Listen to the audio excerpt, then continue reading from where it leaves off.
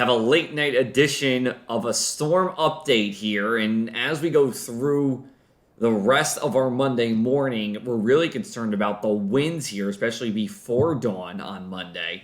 To a lesser extent, the rainfall flooding and the tidal flooding. We've seen some rainfall flooding already with this system as is come through on Sunday evening. So we have a coastal flood advisory in effect for Ocean, Eastern Burlington, Atlantic, and Cape May counties from 4 to 10 a.m. And then we have a warning in Monmouth County. The winds, again, biggest concern here, and we could be talking about tropical storm force or greater winds from south of the 72 bridge all the way down to Cape May and all those places that you see in orange. Now, here's the thing with tropical storm force winds. By rule, emergency personnel are not supposed to be coming out when winds are that strong, so it is something to pay attention to. Here was our storm forecast in terms of the wintry weather. That wintry weather is behind us here. I think we verified it pretty well across the area. Most of the snow was going to stay towards the Turnpike corridor, and that it did as we did go into our Sunday evening. If anything, I probably should have moved that all rain line about 10 miles further to the west in Atlantic, Burlington, and Ocean counties. Here's our storm timeline. Again, that mixing is gone here. Now we're just talking about heavy rain as we go into early Monday morning, possible damaging winds and power outages.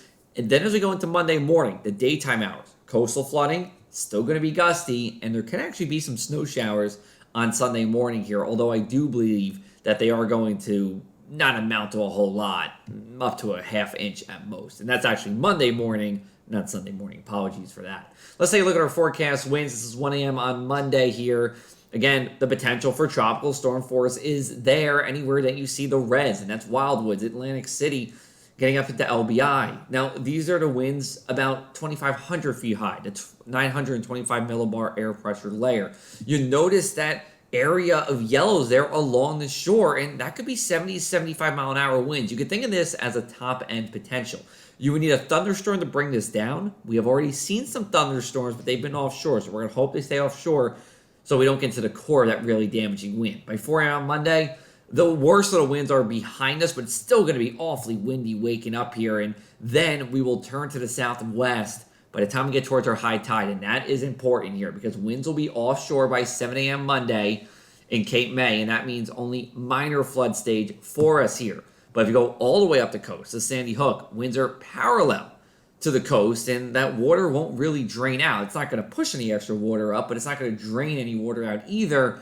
And as a result, we are expecting moderate flood stage there. But this is what we're looking like in Atlantic City on Monday morning. Anywhere that you see in blue, that's where you are seeing the flooded roadways here. So it's the usual spots. You get off of Whitehorse Pike, you go down Melrose, it's going to be flooded. Garner's Basin flooded. You get over to some areas over by Texas Avenue, you're going to see water on them. Now, this is what it could have been had high tide be at 3 o'clock or 4 o'clock on Monday morning. So when you would have had those onshore winds in conjunction with the full moon, and we will have the full moon Monday, you're talking about many more blocks that are seeing water here, and that is not a good scenario. As we go later into the week, we have a polar plunge for us here, the polar vortex, that river, or I should say current of circulating air that likes to sit at the North Pole will be moving to the south, and as a result, we're going to have cold air as we go into Wednesday, Thursday, Friday, until Saturday, and the thing that will get us out of that polar plunge is going to be this system right here. There is the potential for a storm as we go into Saturday. Way too early for details here. We'll tell you if that storm is on or off on Tuesday here across the area. So we'll keep you updated overnight. You can go to our website for the latest or give me a follow on social media, Facebook, Instagram, Twitter, or TikTok.